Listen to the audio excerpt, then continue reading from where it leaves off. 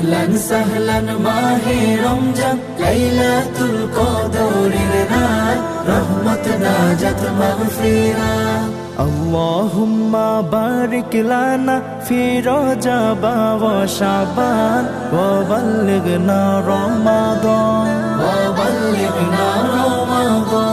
রমজানের প্রথম দশকে আল্লাহর রহমত নাজিল হয়, দ্বিতীয় দশে মহান আল্লাহ মাগফিরাতে মগ্ন হয়, গুনাহ মাফে মগ্ন হয়। রমজানের প্রথম দশকে আল্লাহর রহমত নাজিল হয়, দ্বিতীয় দশে মহান আল্লাহ মাগফিরাতে মগ্ন হয়, গুনাহ মাফে মগ্ন হয়। শেষ দশকে পাপী বান্দা, শেষ দশকে পাপী বান্দা আযাব থেকে পায়